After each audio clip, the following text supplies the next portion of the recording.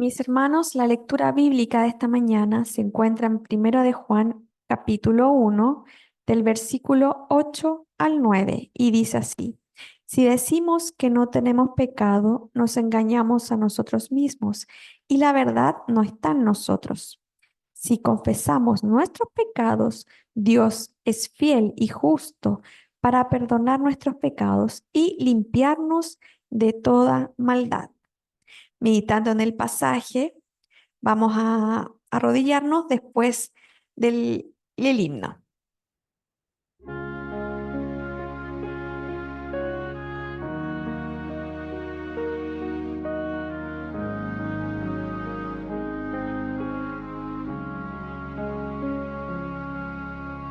Oh Señor, al orar, mis problemas quiero entregar a tu trono de gracia llegar y tu bendición alcanzar. Hoy mi vida transforma, Señor, que mi mente entienda tu amor, y al postrarme humilde ante ti, oh Señor, escucha mi oración.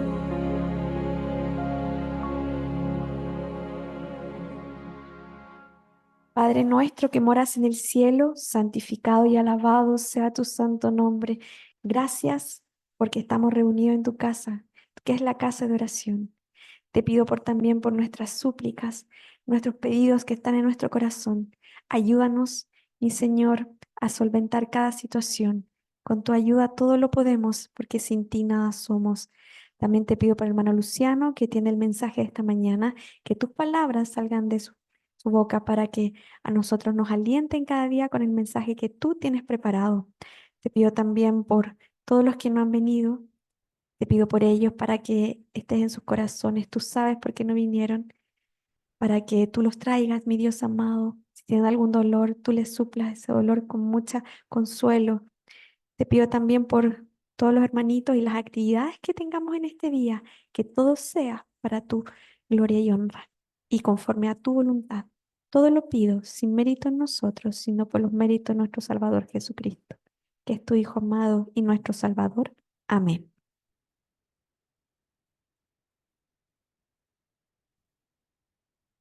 Ahora, mis hermanos, tenemos la historia de los niños, el rincón de los peques.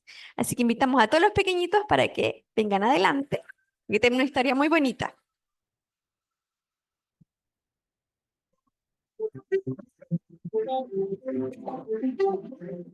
Mi bendita luz por su resplandor brilla en mi alrededor.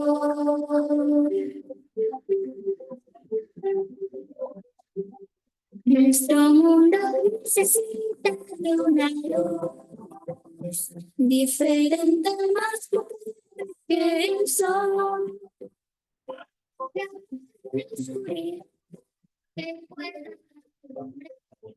¿Aló? ¿Cómo están, niños? ¿Cómo están, hermanos? Qué bueno. Ya. Em, Primero vamos a orar para después escuchar la historia, ¿ya? Inclinamos el rostro. Señor, te pido por favor que los niños puedan entender lo que van a escuchar y que lo guarden en sus corazones. Gracias por todo, en su nombre, amén. Ya. ¿Saben qué es esto? Una regla. No, no. Ya. ¿Qué podemos medir con esta? Un lápiz. ¿Qué más? Una goma. A ver. Mira, acá tengo este cofre. También lo podemos medir, mira, ¿verdad? Pero hay algo con lo que podemos medir personas. ¿La conocen? Que es como, si la pueden proyectar. ¿Eso? Eso. Con eso podemos medir personas. Podemos medir personas muy grandes y personas muy pequeñas. ¿Ustedes sabían que en la Biblia hay una historia de un hombre que era muy pequeño? ¿Saben quién es? ¿Saben quién es? Ya. Hoy día les voy a contar la historia de Saqueo. Saqueo era una persona muy pequeña que, pero él tenía mucho dinero. Mira, ¿me lo borras? Ya. Él tenía muchas riquezas, tenía muchas casas, miren. Acá, este era como lo que tenía Saqueo, miren. ¿Saben qué es esto? Pero él no tenía muchos amigos, porque él era un cobrador de impuestos. ¿Saben qué es eso? Era las personas que cobraba el dinero a, por ejemplo, los pescadores o los vendedores. Entonces, pero él mentía al hacer su trabajo porque si le debían 10 pesos, él le cobraba 20, ¿ya? Entonces le daba los 10 a las autoridades y él se quedaba con el resto. Entonces, un día estaba predicando en la ciudad donde vivía Saqueo. Entonces él lo quería ir a ver, pero como era muy pequeño no lo alcanzaba a ver entre la multitud, aunque saltara, se pusiera de puntillas. Entonces lo que se le ocurrió dijo, me voy a subir al árbol para poder verlo. Entonces cuando Saqueo ya estaba en el árbol, vio que la multitud se abría porque venía una persona. ¿Saben quién le podría ser? Jesús, muy bien. Entonces Jesús venía y le dijo, Saqueo, baja porque hoy día me voy a ir a hospedar a tu casa. Entonces Saqueo se bajó muy alegre porque Jesús iba a ir a su casa. Y cuando estaba Jesús en la casa de Saqueo, le habló de su palabra. Entonces algo cambió en el corazón de Saqueo y decidió cambiar. Ya no iba a ser como lo que hacía antes. Entonces donó la mitad de sus bienes a los pobres y le devolvió a las personas que le había robado 4 veces lo que le había robado. Por ejemplo, si le había robado 10 pesos, le iba a devolver 40 pesos. 4 veces lo que le había robado. Lo que nos quiere decir esta historia es que lo que nosotros tenemos, por ejemplo, Saqueo se dio cuenta que lo que él tenía no era de él, sino que era de Dios. Por eso lo que nosotros tenemos como nuestros juguetes, nuestra casa, no es de nosotros, nuestra vida, sino que es de Dios. Dios nos dio eso para que nosotros las cuidemos. ¿Sí? Ya. ¿Quién quiere venir a orar para finalizar? Ya. Sí. Oración nuestra. Querido Jesús, bendiga este sábado y para que todos estemos bien y que, y que, y que le agradecemos por todo lo que nos diste y por la historia que dio Rayen y para que estemos bien. En tu nombre lo pedimos. Amén. Gracias, Amanda. Ahora allá atrás pueden ir a buscar el dibujo que tiene la tía Rosita. Muchas gracias. Aunque soy un niño, pero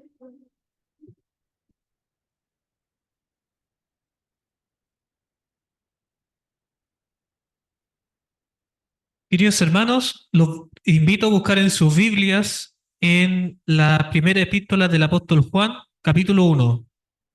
Está casi al final de la Biblia, después de las epístolas de Pedro, antes de Apocalipsis. Primera de Juan, capítulo 1, vamos a leer desde el verso 5 al 10. ¿Ok?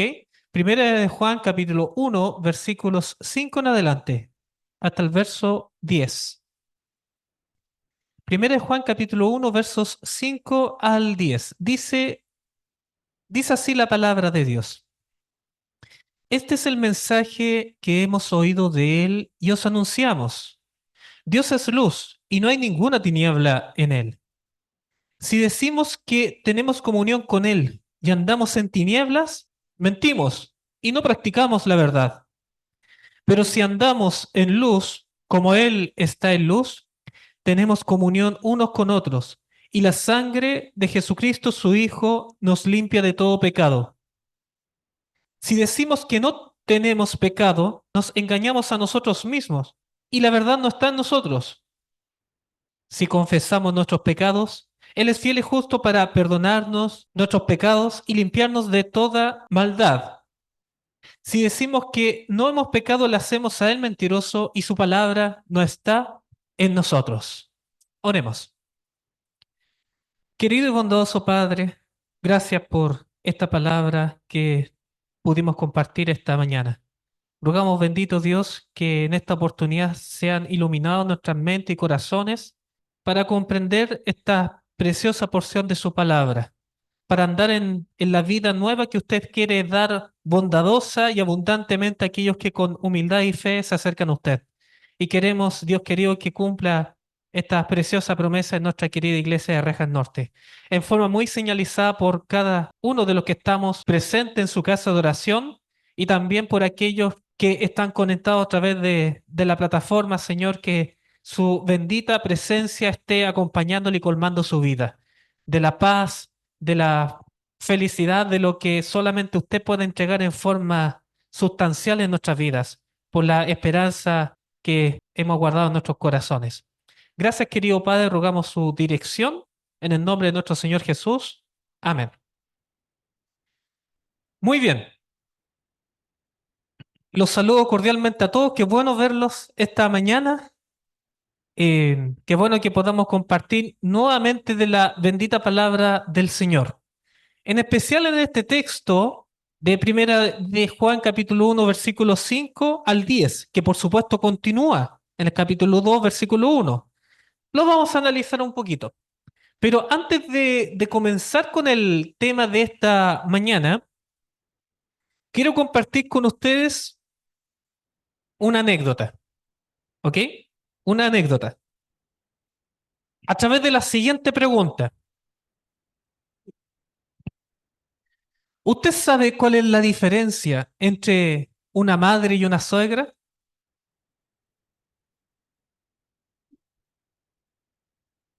¿Cuál es la diferencia entre una madre y una suegra?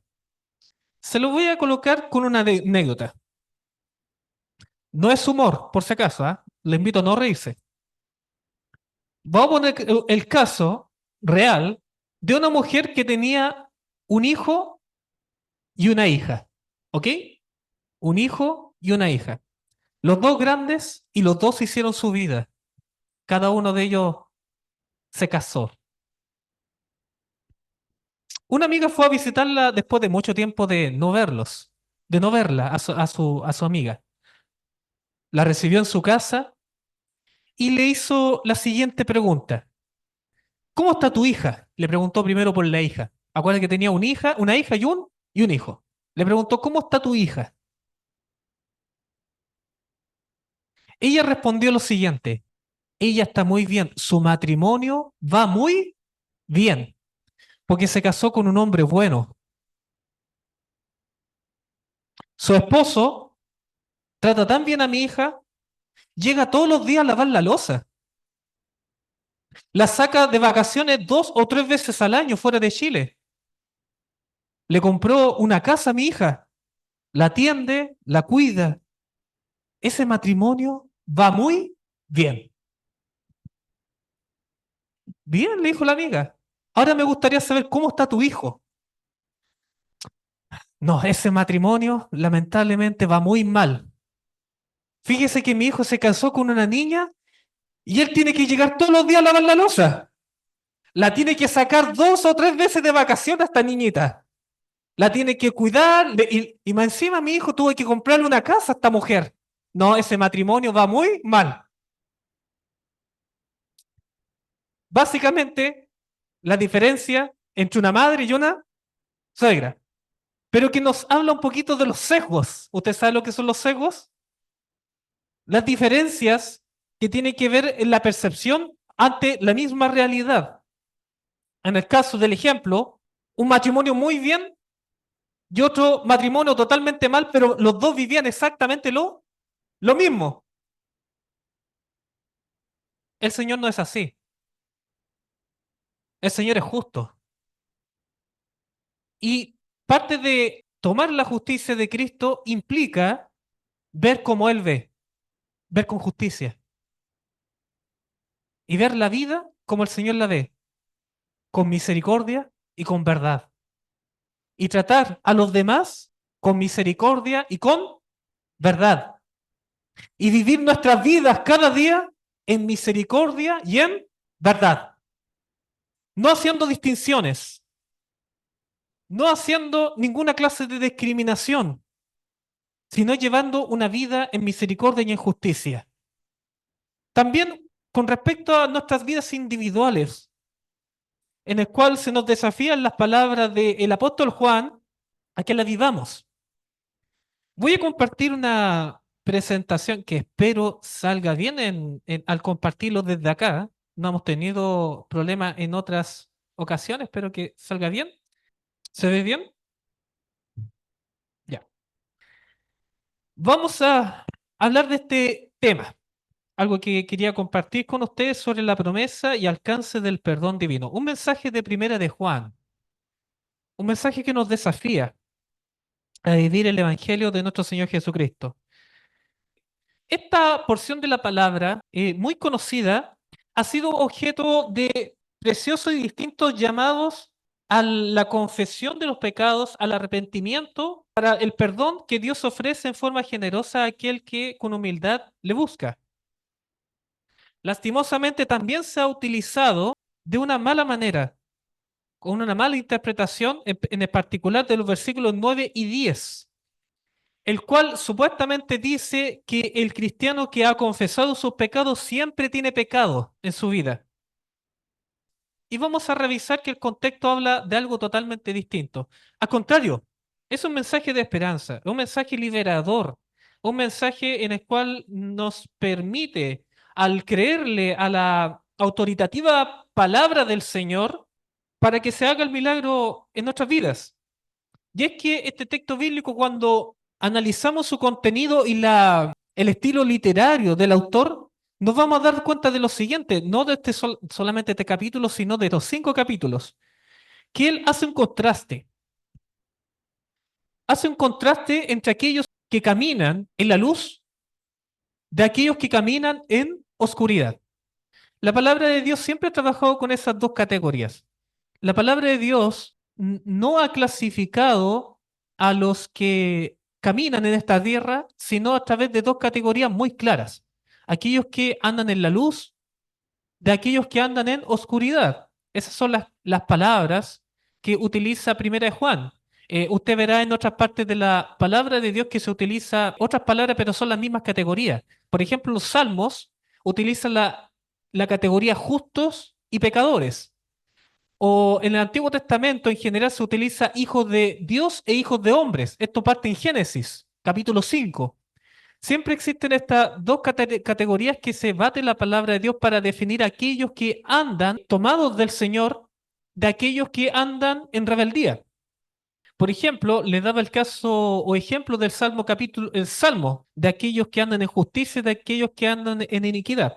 Por ejemplo, si buscamos nosotros en Salmos capítulo 1, nosotros nos encontramos justamente con este primer salmo que es una especie de resumen, o como se dice en la academia, un abstract de los demás salmos. Salmos capítulo 1 dice lo siguiente: Bienaventurado el varón que no anduvo en consejos de malo, ni estuvo en camino de pecadores, ni en silla de escarnecedores se ha sentado, sino que en la ley de Jehová está su delicia, y en su ley medita de día y de noche. Será como árbol plantado junto a corrientes de aguas, que da su fruto en su tiempo, y su hoja no cae, y todo lo que hace prosperará. No así los malos, que son como el tamo que arrebata el viento. por tanto, no se levantarán los malos en el juicio ni los pecadores en la congregación de los justos, porque Jehová conoce el camino de los justos, mas la senda de los malos perecerá. Este salmo es un resumen o es el centro de cómo se desarrollan después los siguientes salmos, trabajando con el concepto de la ley de Dios, trabajando justamente con aquellos que le aceptan a Dios de corazón, de aquellos que viven un camino de perversidad. Y Primera Juan no se queda atrás porque trabaja con estas categorías, pero él utiliza estos conceptos: caminar en la luz y caminar en la oscuridad. Y lo desarrolla de la siguiente forma. Aquí vamos a intentar, con la ayuda de Dios, ingresar al pensamiento del apóstol Juan en este capítulo en particular, de cómo desarrolla esta idea. Primeramente, cuando nosotros comenzamos el primer versículo en este análisis, en el versículo 5 encontramos lo siguiente de Primera Juan, que dice: este es el mensaje que hemos oído de él y os anunciamos.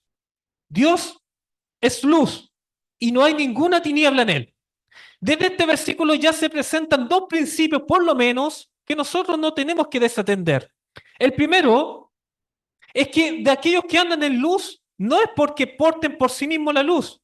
Nosotros como seres humanos estamos totalmente incapacitados para generar alguna cosa virtuosa por nosotros mismos. Nacimos con una naturaleza pecaminosa que somos naturalmente tendientes a hacer lo que es egoísta, a hacer aquello que nos favorece a nosotros por encima de los demás, e inclusive tan perversos que hacemos cosas que nos perjudican a nosotros mismos.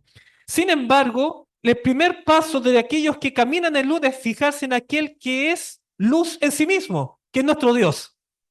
Dios es luz. De hecho, si nosotros nos encontramos en el libro de Apocalipsis, cuando se habla una de las símbolos de la iglesia se la compara con la luna. ¿Por qué se la compara con la luna a la iglesia? De hecho, la mujer pura, virtuosa de Apocalipsis, es una mujer que tiene la luna bajo sus pies. La luna tiene un simbolismo en la palabra de Dios, porque la luna, cuando está oscura en la noche y hay luna llena, ¿qué pasa? Se ilumina todo. La pregunta es la siguiente: ¿la luna tiene luz propia? Esto es clave. La luna ilumina porque se alimenta del sol de justicia. Y de la misma forma, la iglesia ilumina, ¿por qué? ¿Porque tiene luz propia?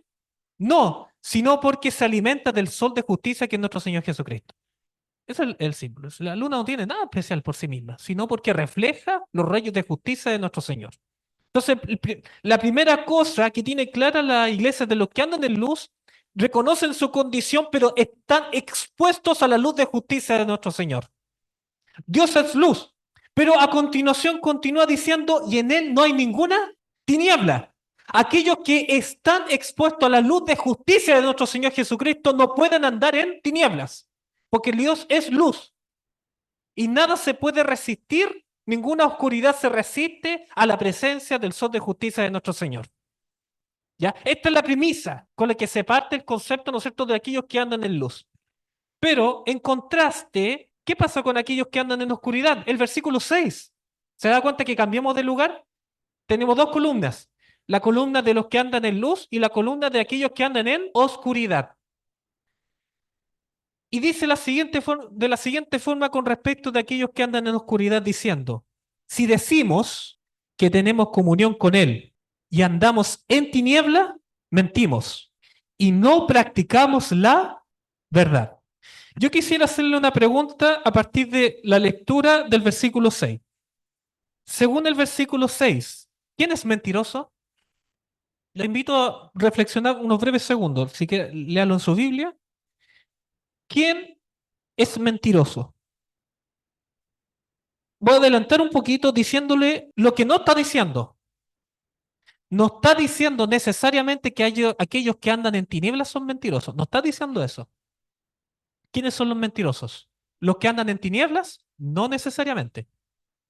Dios ama a los que están en tinieblas y sufre con amor infinito por aquellos que andan en la oscuridad de esta vida. Pero ¿sabe cuál es la diferencia? Este versículo habla de algo distinto. En realidad no está hablando necesariamente de los que andan en tinieblas, está hablando de los hipócritas. Si decimos que tenemos comunión con Dios y andamos en tiniebla, mentimos y no practicamos la verdad. Lo que está atacando el apóstol Juan no es per se aquellos que andan en la oscuridad de esta vida. Está cuestionando a aquellos, ¿correcto? Aquellos que dicen creer en Dios, pero sin embargo tienen doble vida. De hecho, nosotros encontramos mucha evidencia en la palabra de Dios que Dios, por supuesto, ama al que anda en justicia, sufre por aquel que anda en oscuridad, pero vomitará al tibio. No soporta al soberbio y al hipócrita, porque el nombre de Dios no es blasfemado entre aquellos que viven en la oscuridad. Dios es blasfemado en aquellos que se congregan, por ejemplo, pero sin embargo tienen vidas dobles. ¿No dice eso Romanos capítulo 2, los últimos versículos? El nombre es blasfemado a causa de vuestras transgresiones de la ley. Entonces, cuando nosotros analizamos el versículo 6, parte con la frase clave diciendo sí decimos. Es una característica clásica de los hipócritas, porque son de la boca para afuera. Aquí Juan está hablando de sí mismo o se está poniendo a sí mismo como ejemplo. No está hablando de sí mismo, se está colocando diciendo sí decimos. Si bien está en primera persona, no significa que Juan sea un hipócrita. Si fuera mi caso, si yo dijera que tengo comunión con él, pero sin embargo vivo en tinieblas, entonces soy un mentiroso. Eso está diciendo. Está siendo humilde en el sentido de no hablar de terceras personas, sino colocándose él como ejemplo, en ese sentido. Pero no está diciendo que él sea un hipócrita. Por eso utiliza la primera persona del plural, en este caso. Sí decimos. Pero no significa que él sea un hipócrita. Está siendo humilde para llegar en forma tierna a los oídos de sus oyentes. Si entendemos esto, vamos a entender los demás versículos, es clave. Pero vamos al siguiente versículo, que es el 7. Pero si andamos en luz, como Él está en luz, tenemos comunión unos con otros y la sangre de Jesucristo, su Hijo, nos limpia de casi todo pecado. Dice de todo pecado. Y lo que la iglesia tiene que tener claro en el nombre del Señor es que cuando la palabra del Señor habla, nosotros la creemos completamente. Si el Señor dice que puede limpiar de todo pecado, es cierto. Yo le creo al Señor, no por las fuerzas que yo tenga, porque soy completamente incapaz, sino porque la palabra del Señor lo ha dicho. Yo puedo ser victorioso no por mis capacidades, sino porque el Señor me lo promete, a condición de entregarle mi vida. Es claro, si andamos en luz como Él está en luz, tenemos comunión unos con otros. Lo traspasa, ¿cierto?, a las relaciones. Y la sangre de Jesucristo, su Hijo, nos limpia de todo pecado, no de casi todo. Aquel que anda en Cristo ha sido limpiado. No necesita limpiarse nuevamente. Jesucristo se lo dijo a Pedro, ¿se acuerda? No necesitas ya limpiarte, solamente necesitas lavar tus pies. No necesitas bautizarte todos los días. No, es una experiencia en la cual entramos en la dinámica del pacto del Señor y mientras permanecemos en Él, el pecado no tiene asidero en tu vida. Eso es claro en la palabra de Dios. Y es claro en este versículo 7, es clave para entender el versículo que viene más adelante. ¿Qué dice el versículo que viene más adelante? Vuelve a hacer una definición de aquellos que andan en oscuridad. Estamos hablando, ¿no es cierto?, de aquellos que andan en luz con respecto a aquellos que andan en oscuridad. Nuevamente, ahora el verso 8. Sígame la lectura desde su Biblia o desde lo que se está proyectando. Verso 8 comienza exactamente de la misma forma del versículo 6 que habla de los hipócritas. Cuando dice el versículo 8, si decimos que no tenemos pecado, ¿qué pecado? Está hablando de la hipocresía. Empieza de la misma forma como comienza el versículo 6, que está hablando de los hipócritas, de aquellos que dicen que tienen comunión con Dios, pero sin embargo tienen vidas ocultas. Esos son mentirosos, hipócritas. Y el verso 8 sigue la misma idea cuando dice, si decimos que no tenemos pecado, está hablando de los hipócritas, de aquellos que tienen doble vida. Nos engañamos a nosotros mismos y la verdad no está en nosotros. Nos está diciendo este versículo, y lamentablemente lo hemos escuchado tantas veces, el versículo 8 supuestamente dice que todos los cristianos siempre tienen pecado, porque si alguno dice que no tiene pecado es mentiroso. Eso no está diciendo el versículo. Un análisis serio, concentrado en el texto, honesto, con la palabra de Dios, nos está diciendo claramente, está hablando del pecado de la hipocresía. Si tú estás teniendo una doble vida, pero dices que no tienes pecado, te engañas a ti mismo. Eso es lo que está diciendo el texto bíblico. No está diciendo que todos los cristianos siempre están sometidos al pecado, porque comienza de la misma construcción gramatical el plural de la primera persona. Sí decimos. El mismo del versículo 6, versículo 8. Luego el versículo 9 vuelve a hablar de los que andan en luz, de quienes caminan en la luz. ¿Qué dice? Este texto ya entrega más riqueza todavía. Si confesamos nuestros pecados, Él es fiel y justo. ¿Para qué? Para perdonar nuestros pecados y limpiarnos de toda maldad. Este texto bíblico tiene una sustancia preciosa también, porque habla de la calidad del perdón divino. El perdón divino no consiste simplemente en exonerarnos de la responsabilidad moral, legal, que indudablemente todos tenemos con Dios al momento de pecar. ¿Dios nos exonera de nuestra responsabilidad moral cuando nos perdona? Sí, pero es más que eso. Porque dice, perdonar nuestros pecados, que es la exoneración legal, sino que continúa el texto diciendo, limpiarnos de toda maldad. Déjeme decir lo siguiente, y la palabra de Dios es clara al respecto. Si Dios te ha perdonado, Dios te ha limpiado. Dios te ha perdonado porque has robado, Dios te ha limpiado para que no sigas robando. El perdón de Dios siempre va unido al cambio de mente, al cambio de costumbres, al cambio de actitudes. Perdonarnos de todo pecado y limpiarnos de toda maldad. Versículo 10.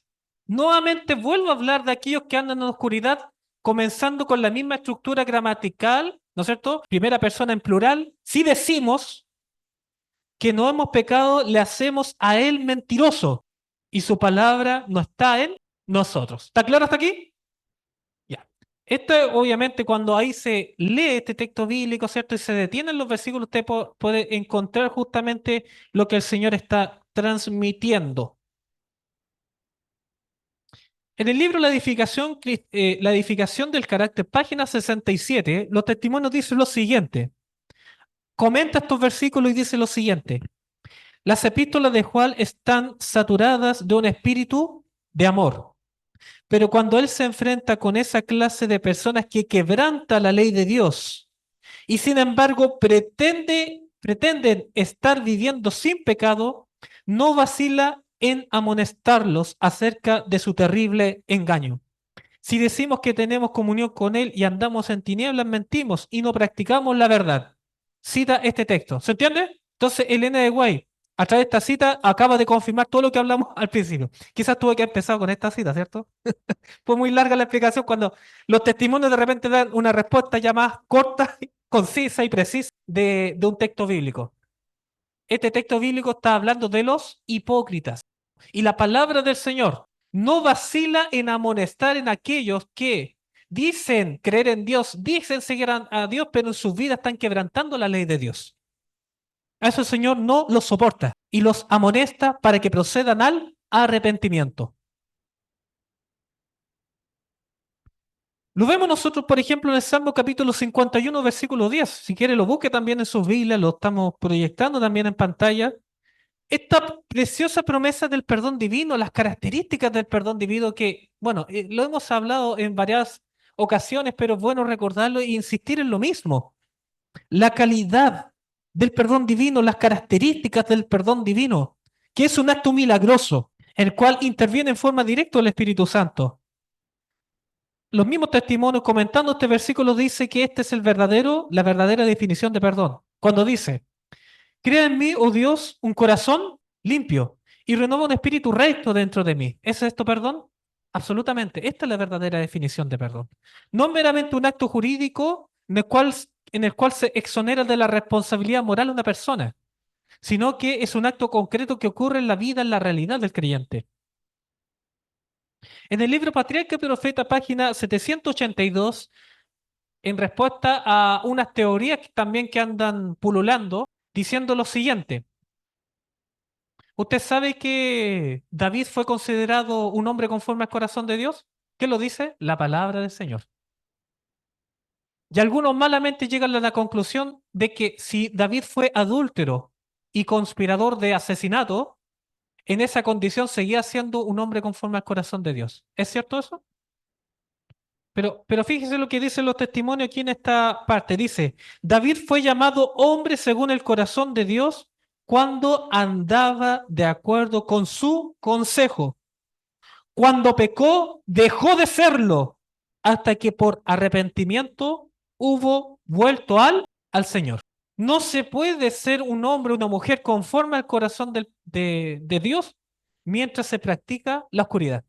¿Ya? No es algo que simplemente Dios nos impute y nos dice, no, este es un hombre conforme al corazón, aunque ande cagüineando, aunque ande haciendo esto, aunque sea rencilloso, aunque ande mirando lo que no tiene, lo que no debe, ¿cierto? Ande tomando lo ajeno, pero un hombre conforme al corazón de Dios. Eso no enseña la palabra de Dios. Lo que enseña la palabra de Dios es que tener el corazón de Dios es algo condicional a permanecer en Cristo. Vamos a la cita que viene, por ejemplo, decíamos que estamos en Primera Juan, ¿correcto? Primera Juan, llegamos al versículo 10. Luego del versículo 10 viene el capítulo 2, versículo 1 y 2.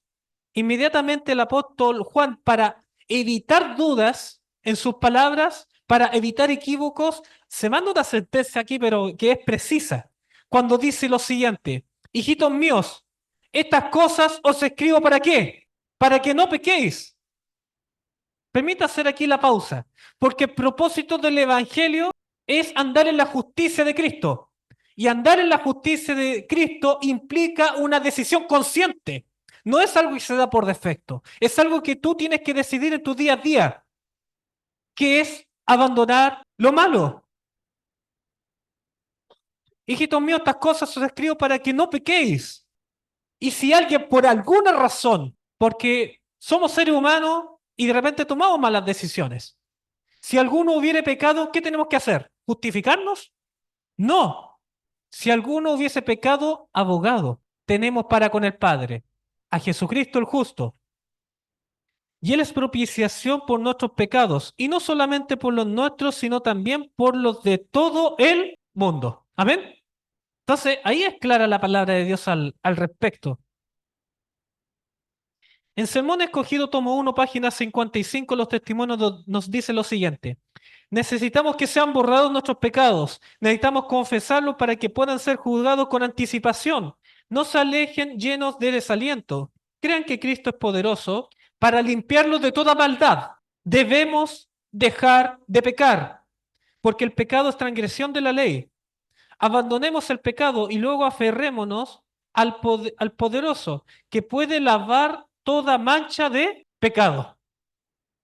Estas son promesas de parte del Señor y que son posibles para aquel que con fe le cree. Primera Juan capítulo 2. Mire, vamos a hacer el mismo ejercicio anterior, dividiendo estas categorías que desarrolla el apóstol Juan entre aquellos que caminan en la luz de aquellos que caminan en oscuridad. Se está viendo en pantallas. Nuevamente, hace esta distinción, pero enriqueciendo más aún los conceptos que él está trabajando, diciendo lo siguiente. Versículo 8, ¿qué dice? Sin embargo, os escribo un mandamiento nuevo, que es verdadero en él y en vosotros, porque las tinieblas van pasando y la luz verdadera ya alumbra. Nuevamente el concepto de que la luz de aquellos que andan en la luz no proviene de sí mismos, sino porque se exponen a los rayos del sol de justicia, el único, nuestro Señor Jesús. Y la luz verdadera ya alumbra. En contraste de aquellos que andan en oscuridad, verso 9. Ahí me equivoqué. En 9 ese versículo dice, el que dice que está en luz, y aquí lo aterriza, entre aquellos que andan en luz de aquellos que andan en oscuridad. Y esto es también un llamado para que se haga un examen íntimo, personal con el Señor y responda a lo que dice aquí el versículo 9. Si usted quiere saber si anda en luz o en oscuridad, esta es la prueba, digamos, más fehaciente con respecto a si su vida anda de acuerdo o no de acuerdo a los mandamientos del Señor. ¿Cuál? Si el que dice que está en luz y aborrece a su hermano, está todavía en tinieblas. ¿Cómo está tu relación con las demás personas? Esto es clave. ¿Sabe que aborrecer a otras personas no es del Señor? Tú podrías tener inclusive hasta una lucha al respecto. Y ¿sabe que más que nada lo que tú necesitas, por supuesto, es del perdón increíble y merecido que el Señor nos entrega. Y así como el Señor nos perdona, quiere que nosotros también perdonemos. Andar en la luz implica justamente tomar decisiones de liberar de responsabilidad moral a las personas que nos hicieron daño. ¿Está dispuesto usted a dar ese paso? ¿Está dispuesto a perdonar? En la escuela sabática lo conversamos en un momento porque hay una parábola muy bonita al respecto. Es dura en realidad, es bastante dura porque es bien directa, de la comparación entre lo que es el perdón de Dios y el perdón del hombre. ¿Los dos son importantes? La respuesta es sí, los dos son importantes. Pero hay una diferencia de magnitudes. La parábola habla de un hombre que le debía 15.000 millones de pesos a un rey. Llevando los plata de ahora serían alrededor de 15.000 millones de pesos. ¿Usted tiene la capacidad de pagar esa deuda? Sí. Ahí Jesús puso ese monto para que se diera a entender que el perdón de Dios nunca lo vamos a poder suplir. Nunca vamos a poder pagar nuestra deuda que tenemos con Dios. Y lo compara con ese perdón que tenemos que darnos uno a otro y lo compara con 5.000 pesos. Nosotros, si no estamos dispuestos a perdonar 5.000 pesos, ¿Dios nos puede perdonar 15.000 millones de pesos? La parábola indica justamente aquello. A este hombre se le perdonó esa deuda multimillonaria, pero cuando no estuvo dispuesto a perdonar 5.000 pesos, ¿qué hizo el rey? Le quitó su perdón. ¿Significa que se pueden equiparar estas dos cosas? No se equiparan. Pero la condición del perdón divino es perdonar a nuestros hermanos. Jesucristo muy bien lo decía, perdona nuestras deudas, así como perdonamos a aquellos que nos ofenden, sin la cual no puede haber perdón divino, queridos hermanos. El que dice que está en luz y aborrece a su hermano está en tinieblas. Versículo 10. El que ama a su hermano permanece en la luz y en él no hay tropiezo. El que ama a su hermano permanece en la luz y en él no hay tropiezo. Y permítame decirle lo siguiente, porque el desafío acá del versículo 10 está en contexto del versículo 9, no de otra cosa, porque algunos, si usted lee solamente el versículo 10, podría decir lo siguiente: claro que amo a mi hermano, yo amo a mi esposa, amo a mis hijos y amo a mis amigos. Y estoy cumpliendo este versículo. ¿Sabe usted que Jesucristo dijo, eso lo hacen también los gentiles? Los paganos también aman a su esposa, los paganos también aman a sus hijos, los paganos también aman a sus hijos y a sus amigos, ¿correcto? Pero un hijo de Dios no se queda hasta allí. Cuando el versículo 10 dice que el que ama a su hermano permanece en la luz, se está refiriendo al versículo 9, a aquel que con razón quizás tú deberías aborrecer, sin embargo, tú decides, ¿qué cosa? Amarlo. Esa es la cualidad de aquellos que andan verdaderamente en la luz de Cristo. Versículo 8. Pero el que aborrece a su hermano está en tinieblas y anda en tinieblas y no sabe a dónde va, porque las tinieblas le han cegado los ojos. Y esto es interesante porque volvemos al principio con la anécdota que le había compartido de principio. Cuando las tinieblas están en la vida de una persona, tiene un efecto cegador sobre los ojos y desvirtúan la realidad y nos hacen ver de una forma totalmente inadecuada la vida y de una forma totalmente inadecuada a las demás personas.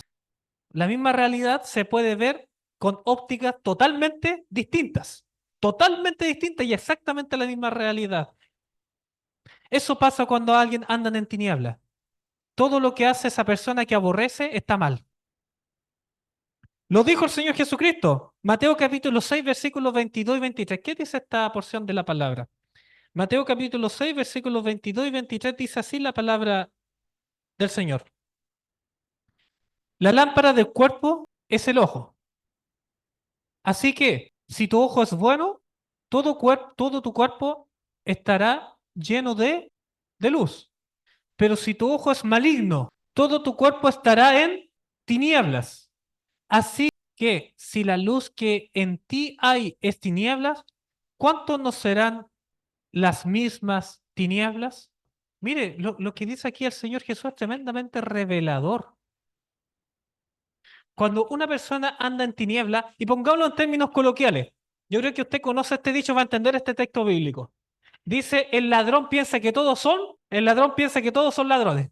¿Te entiendes, no? O el mentiroso piensa que todos son. A eso se está refiriendo el texto básicamente, ¿ya? Es mucho más profundo, pero el hecho de que usted esté en Cristo o no esté en Cristo cambia su forma de mirar la vida. ¿Se entiende? Y mirar a las personas. Aquel que anda en oscuridad mira con sospecha, anda fijándose en los errores, anda criticando, ¿o no? Anda encontrando en lo malo todo. Aquel que está en Cristo mira en forma distinta, mira con misericordia, mira con justicia. Y eso tiene un impacto retroalimentativo en la misma persona. Terminamos con el capítulo 3. Ahora, Primera Juan capítulo 3, versículos 6 al 12, nos vamos a encontrar con exactamente la misma dinámica. Exactamente la misma dinámica de definiciones que hace el apóstol Juan en su epístola. De aquellos que caminan en la luz con respecto de aquellos que andan en oscuridad, en tinieblas. Por ejemplo, versos 6 y 7, hablando de los que andan en la luz, dice lo siguiente. Todo aquel que permanece en él no peca. Todo aquel que peca no le ha visto ni le ha conocido. Hijito, nadie os engañe. El que hace justicia es justo, como él es justo. Versículo 8. El que practica el pecado es del diablo, porque el diablo peca desde el principio. Para esto apareció el Hijo de Dios, para deshacer las obras del diablo. Está hablando de cosas muy concretas. Versículo 9. Todo aquel que es nacido de Dios, ¿qué dice? No practica el pecado, porque la simiente de Dios permanece en él y no puede pecar, porque es nacido de Dios. ¿Puede ser más clara la palabra de Dios o no? Versículo 10. En esto se manifiestan los hijos de Dios y los hijos del diablo. Todo aquel que no hace justicia y que no ama a su hermano no es de Dios. Entonces, permítame hacer la pausa acá. Aquí, tanto la palabra de Dios en general y en particular al apóstol Juan, no le gustan las medias tintas, no le gusta esa cosa tibia, esa cosa de un pie adentro y un pie afuera. El que quiere permanecer en Cristo debe permanecer completamente en Él. O como dice el camino a Cristo, no somos hijos de Dios a menos que lo seamos completamente. Entonces es bastante claro al respecto. Versículo 11. Porque este es el mensaje que habéis oído de Él, que nos amemos unos a otros. Y versículo 12. No como Caín, que era del maligno y mató a su hermano. ¿Y por qué causa lo mató? Porque sus obras eran malas y los de su hermano eran justas. Entonces, nuevamente, siempre en términos éticos, en términos concretos de la vida. ¿Ya? No de sentimiento, no de lo que yo siento que soy en el fondo. Tiene que ver con decisiones. Para finalizar, vamos a buscar en el Evangelio según Juan, el Evangelio según Juan, capítulo 15, versículos 3 al 5, primeramente. Cuando nos encontramos, como lo hicimos esta mañana, con las palabras de Primera de Juan, este precioso mensaje del perdón, del alcance del perdón divino, nosotros nos damos cuenta que Juan no está siendo meramente creativo, sino que escuchó del mejor maestro, de nuestro Señor Jesucristo. Esta carta, en Primera de Juan, la escribió muchas décadas después de que Jesucristo haya muerto y resucitado y ascendido de los cielos. Y lo tenía guardado en su corazón y lo expresa de la forma como nosotros lo leímos. Pero Jesucristo ya lo había dicho en sus variados sermones y lo había guardado en su corazón el mismo Juan que escribe ahora el Evangelio. El Evangelio según Juan, capítulo 3, capítulo 5, versículos 3 al 5, que es la clave de todo y la conclusión de este tema. En definitiva, para andar de acuerdo a la justicia de Cristo, que dice así: ya vosotros estáis limpios por la palabra que os he hablado. Permaneced en mí y yo en vosotros.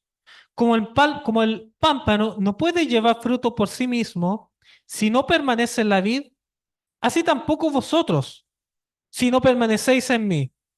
Yo soy la vid, vosotros los pámpanos, el que permanece en mí y yo en él, este lleva mucho fruto, porque separados de mí, nada podéis hacer, nada podéis hacer. Y termino con el versículo 12 que dice, es mi mandamiento, que os améis unos a otros como yo os he amado. Esto significa andar en la justicia de Cristo. Que el Señor los bendiga.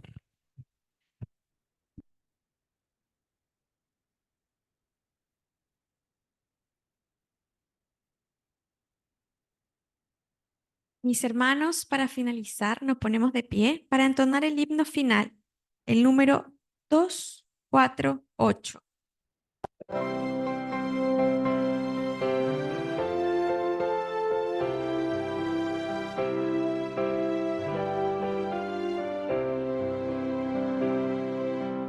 Que mi vida entera esté consagrada a ti, Señor, que a mis manos pueda guiar el impulso de tu amor. Lávame en la sangre del Señor, límpiame de toda mi maldad. Ríndote mi vida, hazla pues, Señor, tuya por la eternidad. Que mis labios al hablar hablen solo de tu amor, que mis bienes ocultar no los pueda a ti, Señor. Lávame en la sangre del Señor, límpiame de toda mi maldad. Ríndote mi vida, hazla pues, Señor, tuya por la eternidad. Que mi tiempo todo esté consagrado a tu olor, y mi mente y su poder pueda emplearlos en tu honor. Lávame en la sangre del Señor, límpiame de toda mi maldad. Ríndote mi vida, hazla pues, Señor, tuya por la eternidad. Toma, oh Dios, mi voluntad y hazla tuya nada más. Y este pobre corazón y tu trono en él tendrás. Lávame en la sangre del Señor, límpiame de toda mi maldad. Ríndote mi vida, hazla pues, Señor, tuya por la eternidad.